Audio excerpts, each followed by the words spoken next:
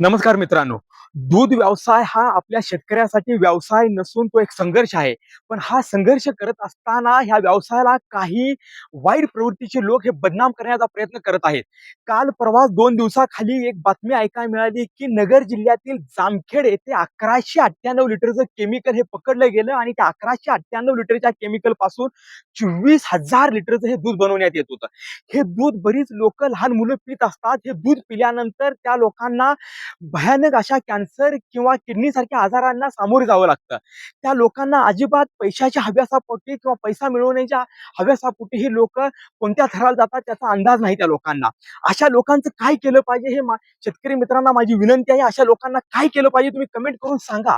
हा आता सध्याला विधान परिषद आणि विधानसभेचं अधिवेशन चालू आहे. हा विषय उचलून धरला पाहिजे.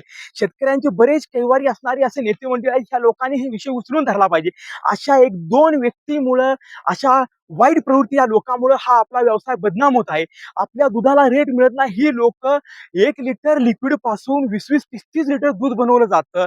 आज 1198 लिटर केमिकल पासून तर 24,000 लिटर दूध बनवत असेल, तर आपण त्या गुरांना चारा घालून एवढ्या प्रमाणात खर्च करून दिवस-रात्र राबून आपली गाय ही 10 लिटर बादली भरून दूध देत नाही. पण ती व्यक्ती एवढ्या लिक्विडमध्ये 1 बादली भरून दूध बनवते. हे लाईव्ह डेमो करून दाखवलं.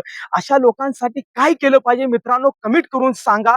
आणि अशा लोकांना कडक शिक्षा झाली पाहिजे. त्यासाठी हा व्हिडिओ जास्तीत जास्त शेअर करा आणि विधान परिषद, विधानसभेमध्ये हा विषय सर्व आमदारांनी उचलून धरला पाहिजे. त्यासाठी प्रयत्न करा. धन्यवाद मित्रांनो.